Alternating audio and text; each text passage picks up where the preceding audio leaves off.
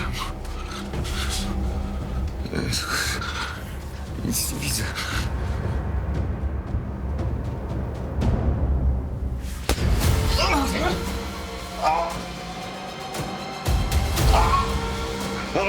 A dlaczego? Ty wiesz dlaczego.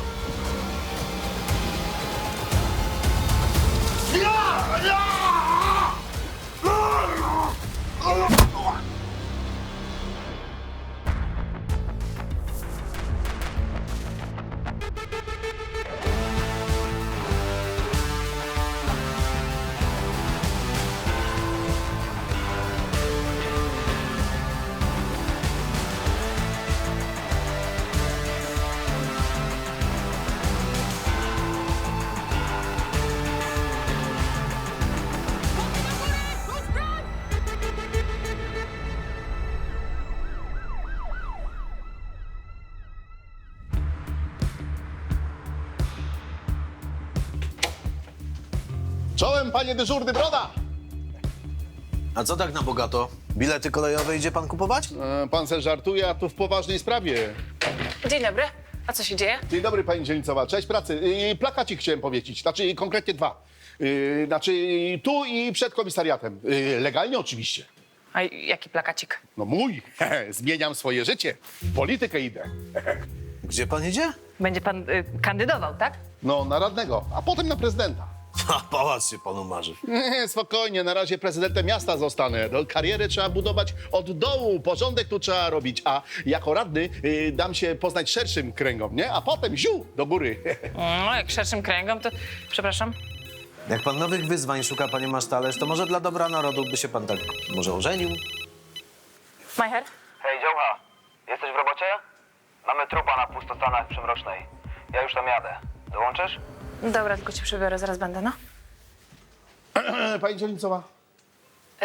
A, plakacik. No, niech pan wiesza. No taśmę klejącą, mogę prosić?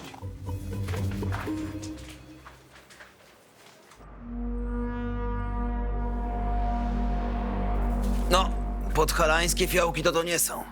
No, czuję. Bezdomni tu mieszkają. Wyprosiliśmy ich na zewnątrz. To i tak już się trochę rozrzedziło. Mam ich przypytać? Nie, już z nimi gadałem, nic nie wiedzą. 2 przyszło w nocy, myśleli, że kompan śpi, to sami poszli w kimę.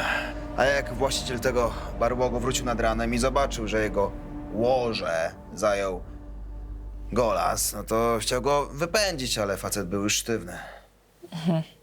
Golas. No, w samych spodniach. Żadnych dokumentów, telefonu, nikt go tutaj nie zna. O, tę flaszkę też lokalsi twierdzą, że widzą po raz pierwszy. Poważnie? No, sami piją jakieś wynalazki z plastiku. Ale syf. No. Paluchów ze sprzętu nie ściągnę. O, flaszkę sprawdzimy.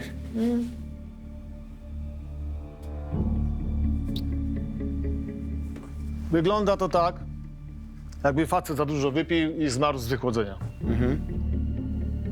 Żadnych śladów przemocy fizycznej? Ma krwawe podbiegnięcie i otartą skórę, ale mógł się uderzyć, jak upadał. Czyli to przypadek? Nikt mu nie pomógł pożegnać się ze światem? Zastanawiająca jest tylko jedna sprawa, że facet nie wygląda na bezdomnego. Jest czysty. A jak już leżał, ktoś porządnie oblał go alkoholem. Śmierdzi jak gorzenie. O, tubylcy wody nie marnują. Ktoś próbował go podpalić. Albo schłodzić. Alkohol szybko odparowuje. Parowanie obniża temperaturę. W sensie, że ktoś próbował upozorować śmierć tak, żeby to wyglądało jak przypadek? Nie wiem. Jeszcze poślę próbki na toksykologię. No dobrze, trzeba jednak docisnąć tych bezdomnych. 2 lokatorzy Pustostanu, którzy wrócili w nocy, uparcie twierdzili, że nic nie wiedzą. Prawie nie mieliśmy nadziei, że mężczyzna, który znalazł zwłoki, będzie bardziej rozmowny. Rano wróciłem, bo puszki, butelki zbierałem. Nocą? Puszki zbierałeś? Nocą najlepsze łupy. A ja myślę, że nocą to ty chlałeś. Za pieniądze, które zabrałeś temu nieszczęśnikowi. Zostawiłeś go tak, tylko nie pomyślałeś o tym, że zamarznie na tym chłodzie. Nikogo nie okradłem. Nie zostawiłbym tak człowieka na mrozie. Znajdziemy tych, z którymi piłeś i dowiemy się, kto stawiał. A jak się okaże, że to ty, to o, panocku, Do końca życia mordy pod celą nie umoczysz. No dobra, miałem kasę, ale nie ukradłem. Lepiej. Skąd miałeś? 100 dostałem. A od kogo? No bo tego nieżywego to ja widziałem.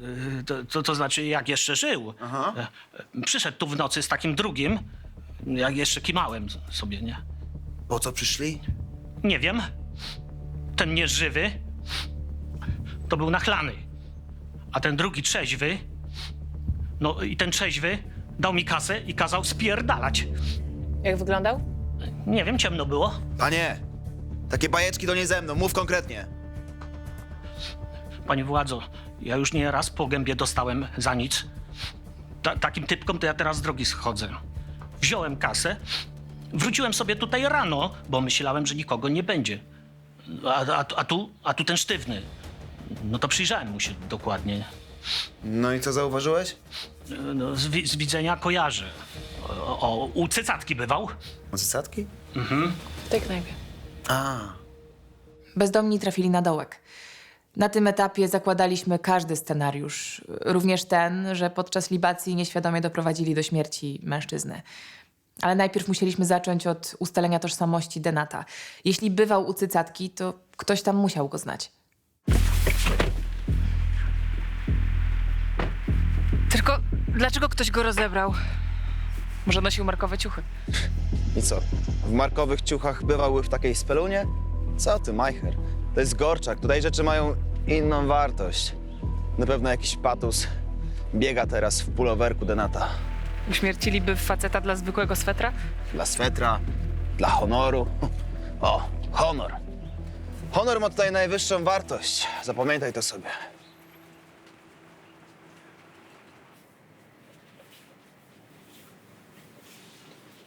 Dzień dobry. Zamknięte. Jak zamknięte? Przecież jakiś facet właśnie wychodził. No wychodził, bo zamknięte. No niestety, mnie na piwo, a służbowo komisarz Byrcyn, sierżant Majcher, komisariat na Gorczaku. A tego gościa ty nam przedstawisz, panocko. No ale przecież on... Nie żyje. A jak żył, to tutaj bywał. Jak się nazywa? Nie wiem. No to sobie posiedzimy, poczekamy, popytamy, ktoś na pewno będzie wiedział. Tak, ale nie możecie tutaj... No dobra. Filip Mielszarek. Był tu wczoraj? Nie wiem. Z kim był? Nie pamiętam. No skoro wolisz w ten sposób, to ja jeszcze zadzwonię po kolegów, co? Z ekipy. Przyjadą, sprawdzą lokal. No, myślę, że alkohol bez akcyzy to będzie najmniejszy problem. No dobra. Pił cały wieczór z Arkiem Balcerkiem. Kłócili się? Może trochę, ale nie słuchałem. O której wyszli? Nie pamiętam. Tam jest monitoring. Przejrzenie nagrania potwierdziło słowa barmana. Mielczarek pił z kumplem i chwilami ostro dyskutowali. Musieliśmy teraz znaleźć Balcerka i zapytać go, o co poszło. Balcerek mógł być ostatnią osobą, która widziała Mielczarka żywego.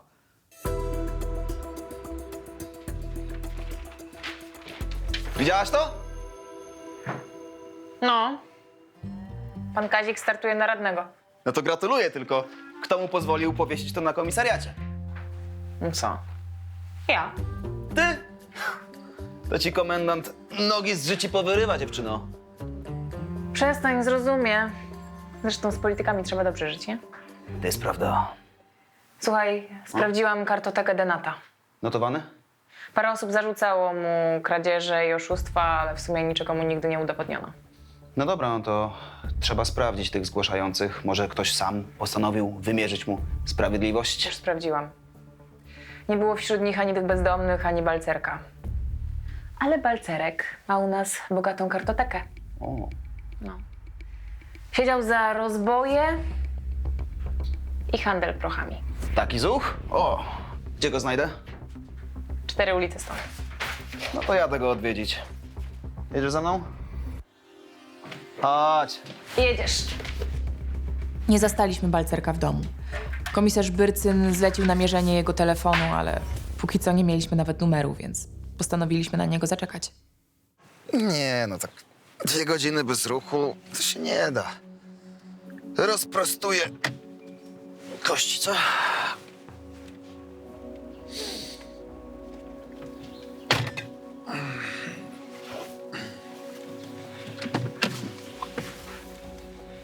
O.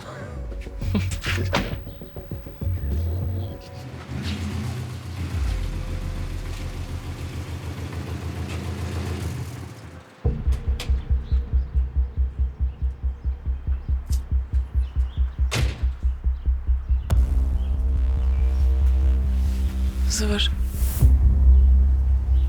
Byrcyn. Co zawijamy?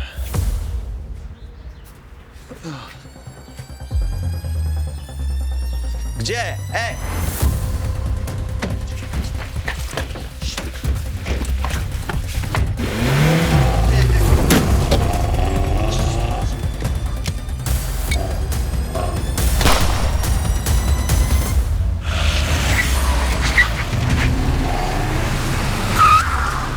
Policja, wyłącz silnik! Ręce. I wysiadasz, powoli. Powoli, otwórz drzwi.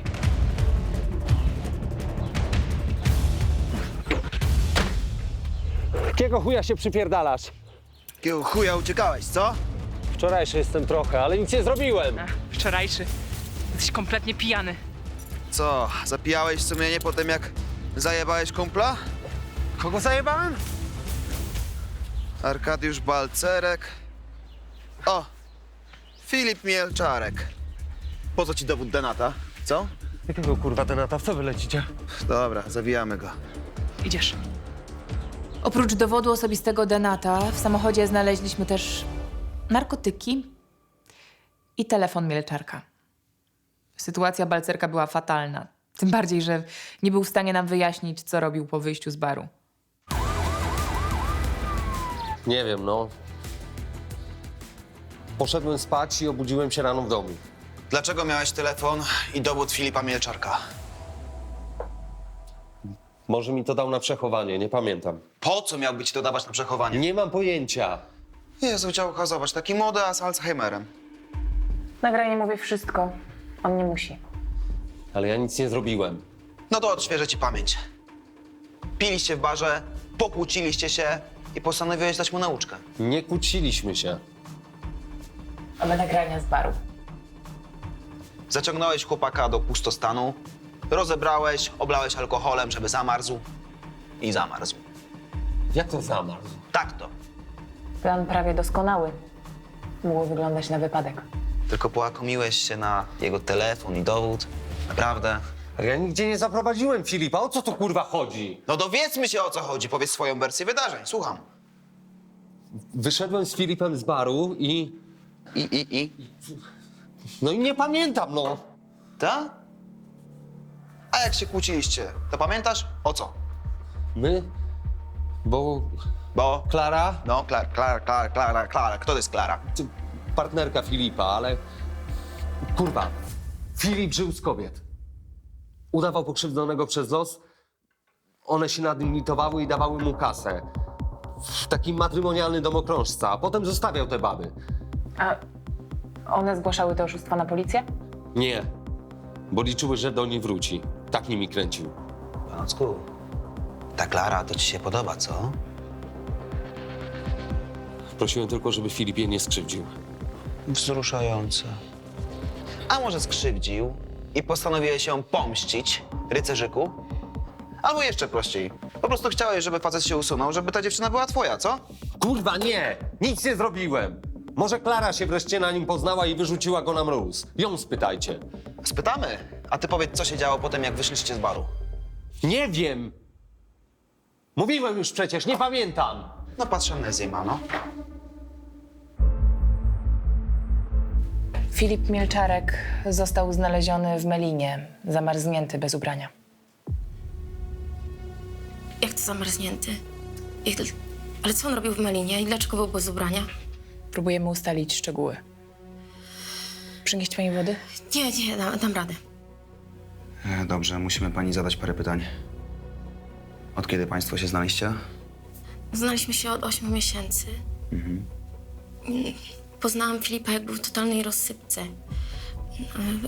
Rozwiódł się z żoną, ona zabrała jego dzieci, majątek, firmę. Czyli pani go utrzymywała? Zamieszkał u mnie. Zakochałam się, myślałam, że to jest ten jedyny. No ale chyba nie wszystko było takie różowe. No, Filip miał swoje słabości. Nie był mi całkowicie wierny, ale mnie kochał. No, a domyślała się pani, że on wyłudzał pieniądze od innych kobiet? A może one same mu dawały? A może któraś próbowała się zemścić? Dostawał pogróżki? Nie. A pani? Czuła się pani przez niego skrzywdzona? No, trochę. Filip był miłością mojego życia. Przyniosę tej wody. Przepraszam. Byrcyn, słucham. Zbadaliśmy butelkę znalezioną przy zwłokach. No i co, Denac nie pił? Tak, ale ważniejsze jest, co było w środku. No co było? No woda była. Alkohol metylowy. Kilka łyków mogło faceta najpierw oślepić, potem zabić. Metanol? Skąd? Nie wiem, ale było go dużo. Facet był nim cały oblany. Metanol. No dobra, to trochę zmienia. Dzięki za info.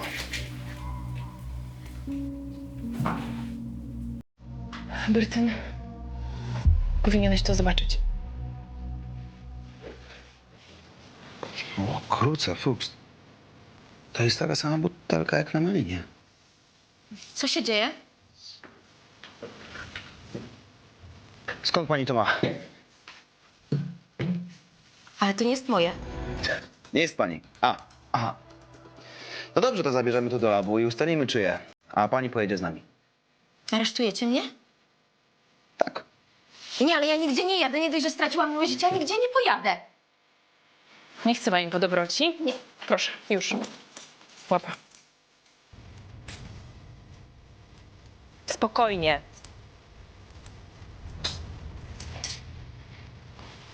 Nie ma.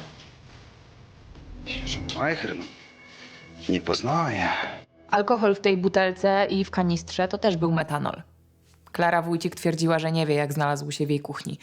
Na komisariacie wpadła w histerię i nie byliśmy w stanie jej przesłuchać. Dowiedzieliśmy się tylko, że nie miała alibi na czas zabójstwa. No to sukces, Majcher. Sprawców mamy na dołku. Sprawa załatwiona. No nie wiem, nie przyznali się. Posiedzą przez noc, zmiękną, jutro wszystko wyśpiewają. Naprawdę myślisz, że oni działali wspólnie? No a ty nie? No co, no facet obojgu zarazł za skórę. Kobitkę zdradzał, a kumpel zazdrościł mu powodzenia. No zmówili się.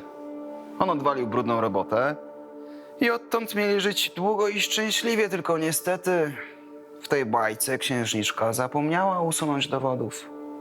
I się popierdzieliło. Nie, coś mi tutaj nie pasuje.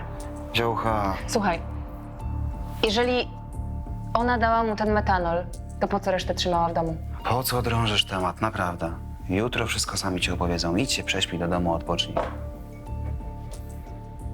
Dobra.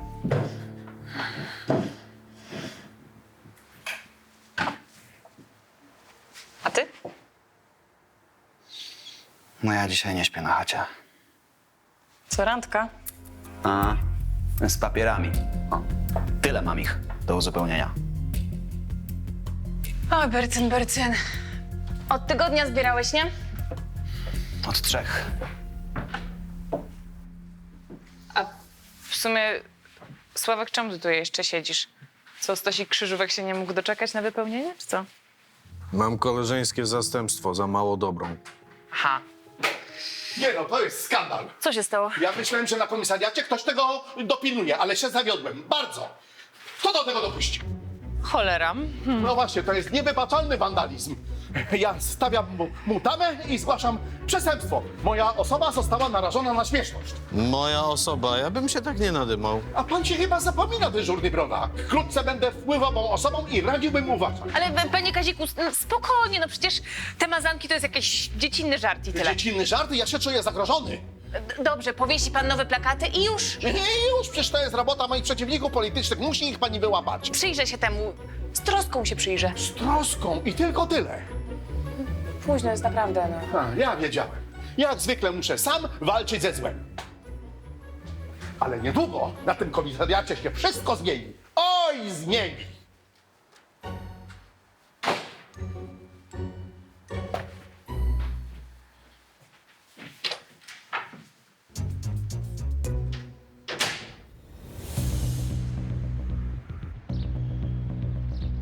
Nie no, Klara mi się podoba, ale nie tak, żebym dla niej kumpla zabił. No ludzie.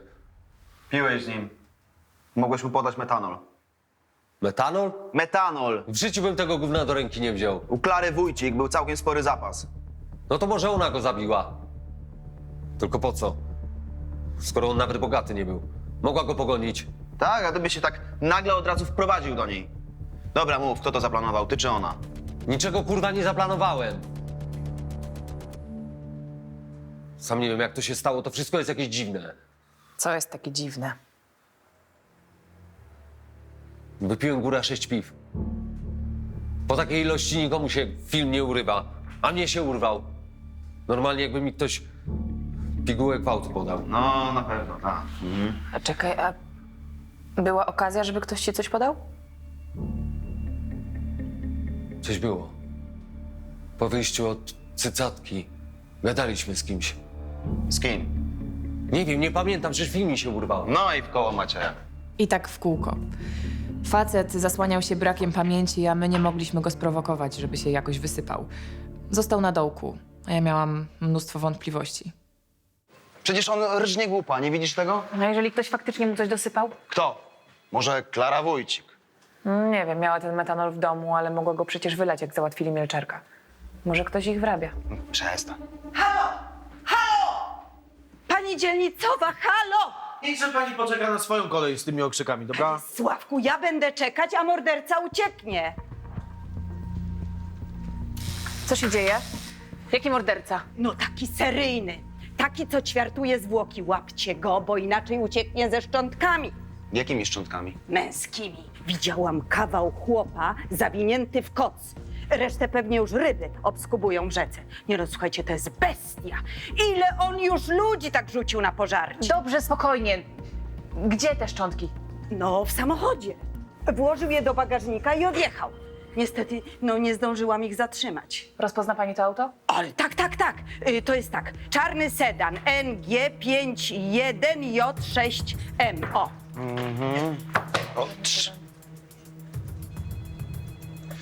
Doskonale. Ubierzemy się i jedziemy go szukać. Tak.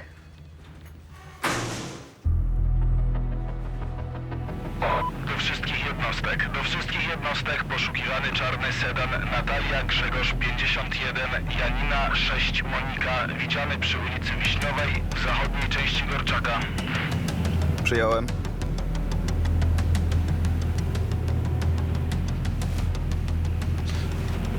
Jest. No dobra.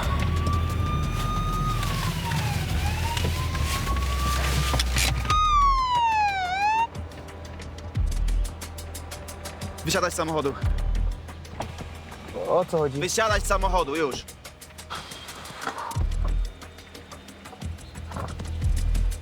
Proszę podejść, otworzyć bagażnik. A dlaczego? Otwierać bagażnik, mówię.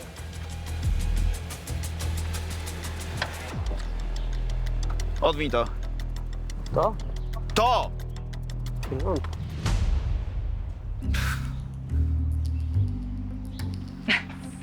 Fantom do ćwiczeń reanimacji. Droga rzecz, ale nie kradziony.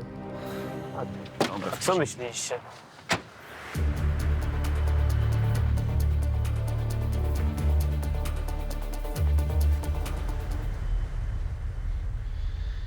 Na flaszce z mieszkania Klary Wójcik są paluchy Arkadiusza Balcerka. No, mówiłem przecież. Działają razem.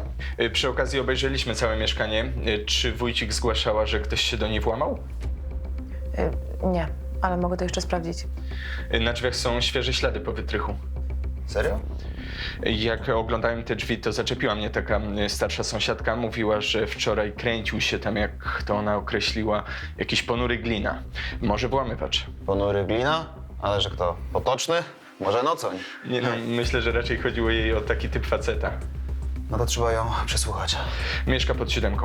Okej, dzięki. No, to działka, jeszcze dzisiaj zamkniemy sprawę. No nie wiem. Co nie wiesz? Te dowody nie wydają ci się zbyt oczywiste? Jednak, wiesz, ktoś się włamał. Jezu, Sicku, ty znowu swoje, że ktoś ich wyrabia. Zobacz to.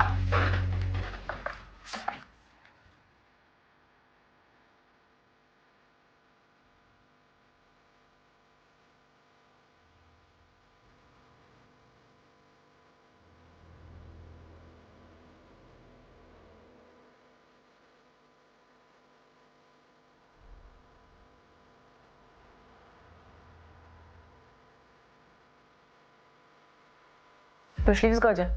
No, Balcerek uśpił czujność ofiary. A patrz teraz.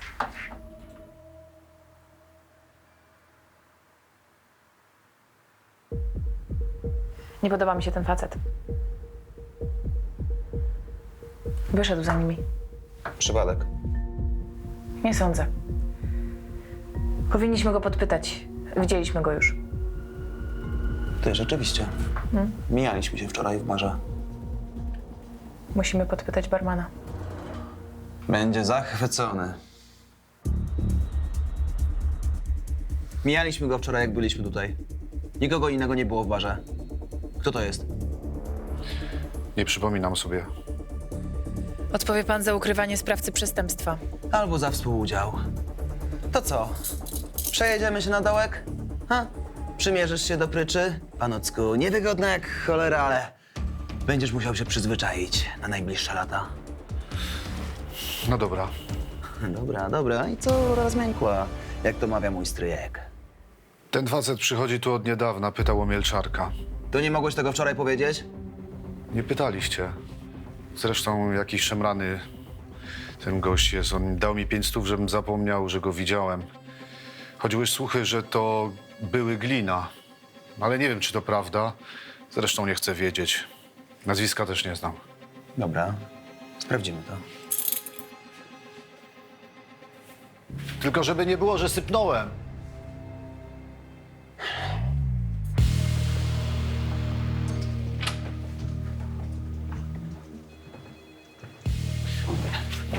Sławciu, słuchaj. Czekaj.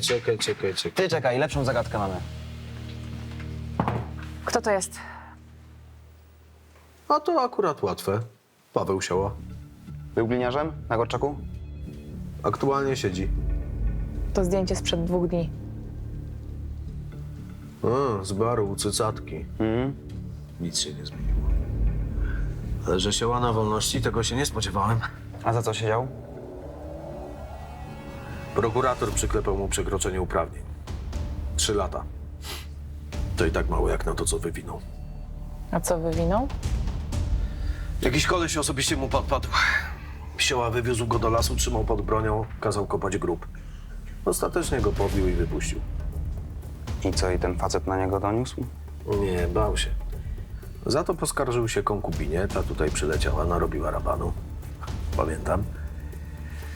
Mało brakowało, a Sioła dostałby sankcję za usiłowanie zabójstwa. Minimum 8 lat. Dokładnie. Ale się wywinął. A jak się nazywał ten porwany facet? Czekaj, sprawdzam. Mielczarek. Filip Mielczarek. Szlak. Masz adres tego Sioły? Kalinowa 16/5. Dobra, jedziemy, działka. Mógłbym wam poopowiadać, jak to wtedy bywało. W mieszkaniu Sioły nikogo nie zastaliśmy. Tym razem nie mogliśmy czekać. Jeśli gliniarz został przestępcą, to wiedział, gdzie się ukrywać, jak mylić tropy, zacierać ślady. Komisarz Brycyn wystąpił o nakaz i już godzinę później policyjni technicy robili przeszukanie. I co? Znaleźliście coś w mieszkaniu? Nic. Sioła nam zwiał. Sąsiedzi mówią, że godzinę przed naszym przyjazdem wychodził z plecakiem. Serio? Kruca jest o krok przed nami. A wiesz, że on nie ma samochodu? Musi korzystać z komunikacji miejskiej.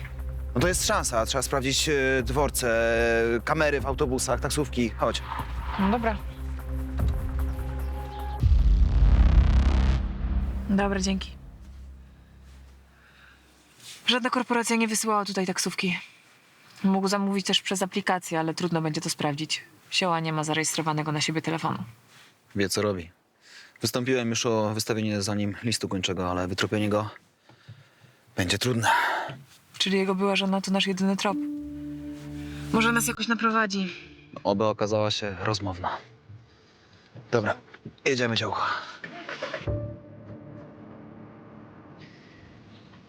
Dzień dobry, komisarz Brycyn. Sierżant Adrianna Majer. Pani Michalina Sioła? Tak, to ja. O co chodzi? Szukamy pani męża. Rozwiodłam się. Możemy wejść? Porozmawiamy na spokojnie. Nie mamy o czym. Paweł Sioła jest dla mnie obcym człowiekiem. Nic o nim nie wiemy i nie chcę wiedzieć.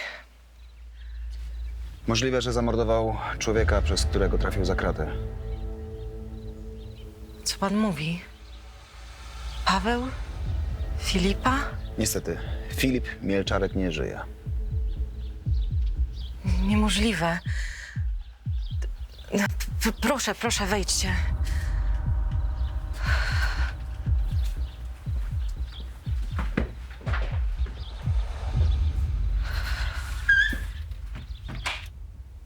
Jak dobrze znała pani Mielczarka?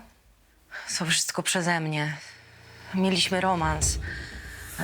Paweł się dowiedział, wpadł w szał i wywiózł Filipa do lasu.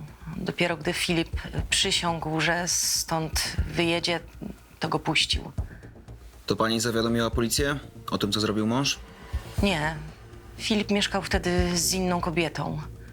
On naprawdę chciał stąd wyjechać, ale ona nie zamierzała go puścić. I doniosła.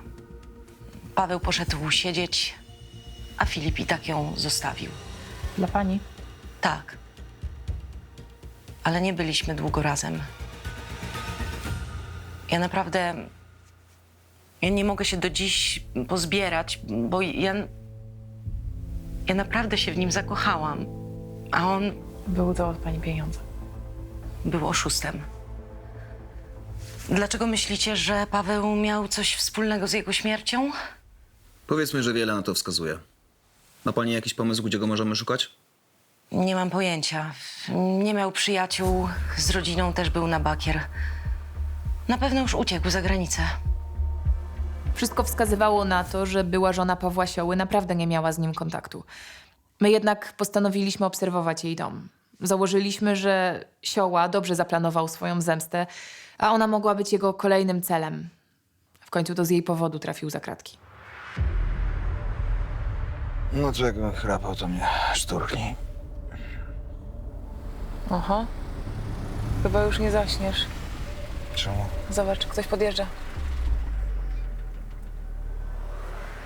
Ty, to on. Dawaj. Czekaj. Co?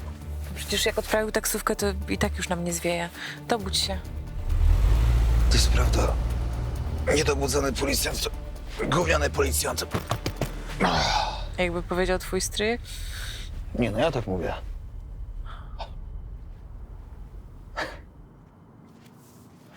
Co tu robisz? Pogadaj się z tym.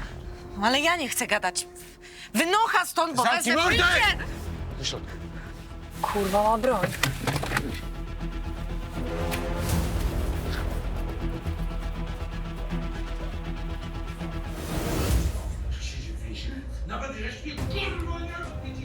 Proszę, Paweł! Zamknij się! Posłuchaj. Wybaczyłem ci, bo jesteś moją żoną. Byłą żoną, rozwiedliśmy się! Nie przed Bogiem! Teraz pojedziesz ze mną. Za granicą wszystko się ułoży. Chodzimy. Zwariowałeś, ja nigdzie z tobą nie Ty się jadę! kurwa prujesz teraz! Nie chodź, broń! Nazwałaś policję? Kurwa!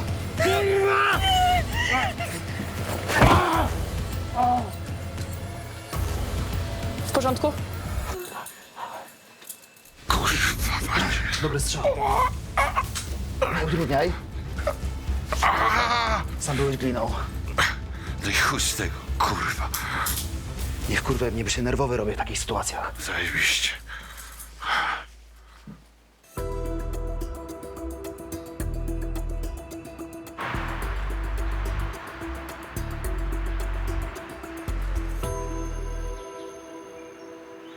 Dobry?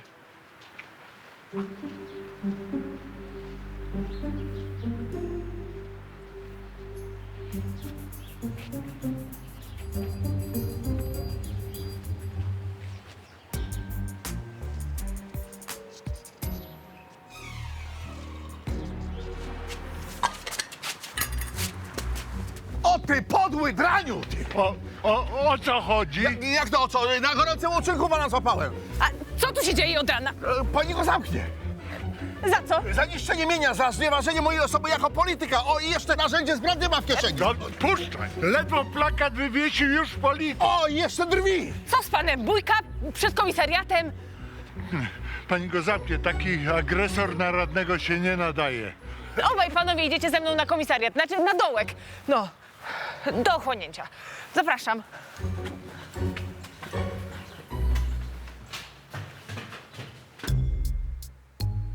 Po takiej kompromitacji to się pan pewnie wycofasz, nie? A panu co do tego?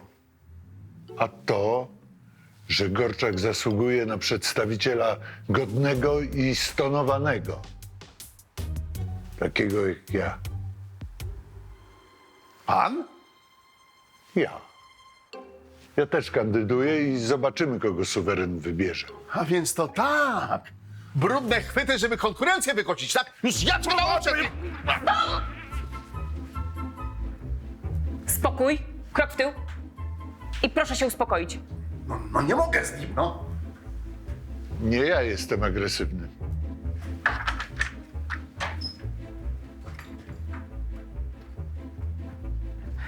Dobrze, wychodzimy i wszystko sobie na spokojnie wyjaśnimy. Na prawo do dzielnicowych. Dobrze, panowie. Walka wyborcza, rozumiem, ale nie na pięści, tylko na argumenty. To jemu pani to powie. Ja w ogóle nie jestem agresywny. A tak na mnie? Pani dzielnicowa, on ma mazak w kieszeni, zrobił mi nim rogi i kły. To nie jest agresja? Nie daruję. Dobrze, to ja obu panów zamknę. Jak no obu? Tylko niech pani zamknie. No co? Jeżeli postawię zarzuty, to się będą mogli panowie pożegnać z karierą polityczną. No, to akurat nieprawda, bo w polityce co drugi ma coś na sumieniu. Ale ja tak myślę, że ja nie chcę mieć z tym nic wspólnego. W zasadzie są lepsi. Nie, no niech pan kandyduje, pan jest lepszy. Nie wchodzę.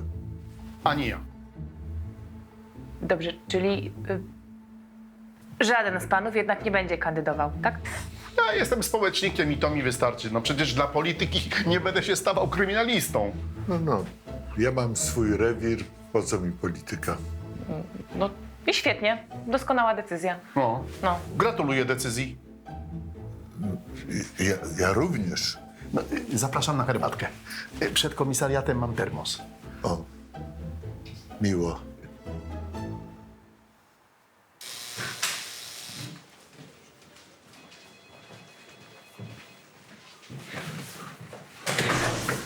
Do widzenia. Bardzo proszę, pan pierwszy. A nie śmiałbym. Pan pierwszy. Dziękuję bardzo. Ale na dole pan pierwszy. Tak.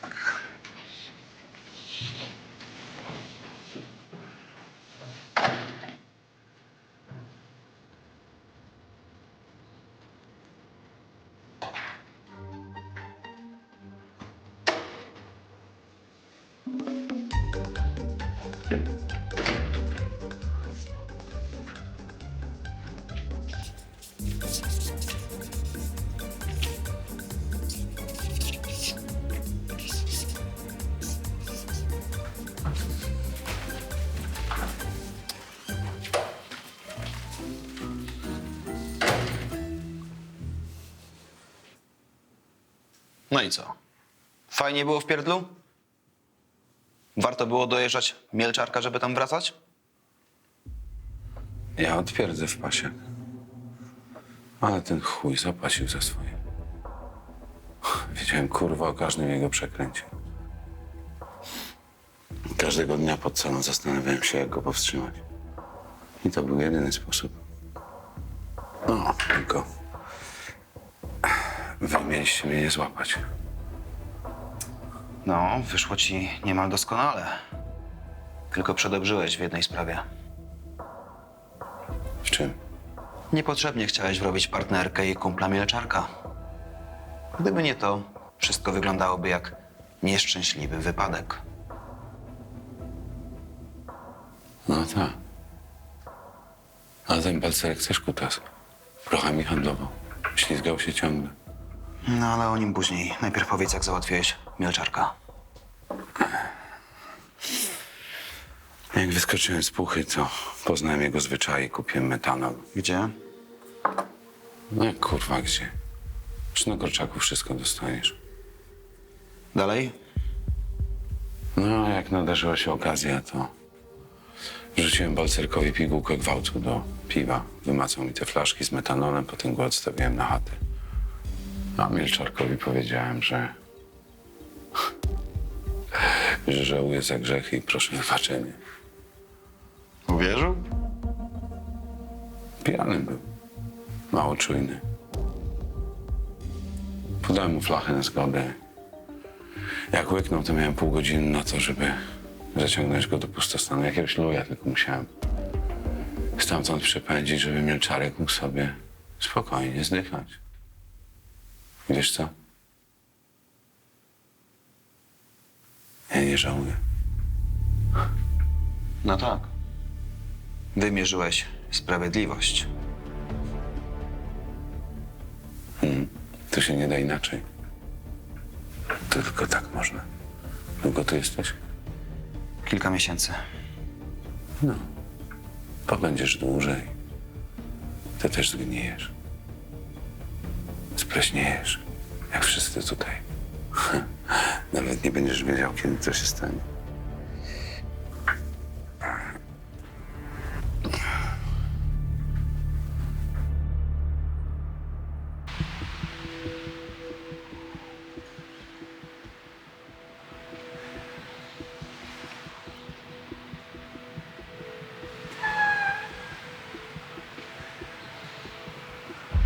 Co jest? Skończyłeś już przesłuchanie Sioły? Tak. Stało się coś? Majcher,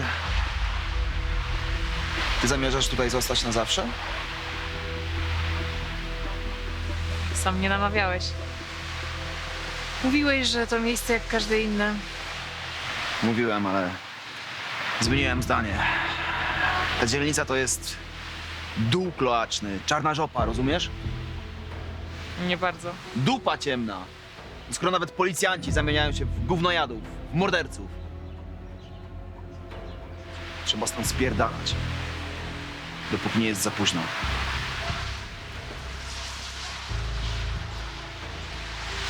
Berce, no co ty?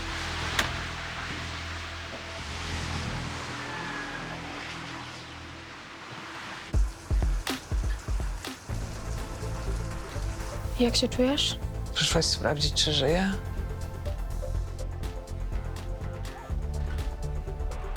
Rzuć to kurwa i na glebę! On musi za to odpowiedzieć! Fu, a ja z tobą krzyczałem na całe gardło, jak pogrom wygrywał. Albo zaczniesz gadać, albo wrzucę cię do aresztu śledczego. A tam nie lubią takich, co się kumplują z psami. Chcesz, że sobie jeszcze selwiaczka pierdolniemy?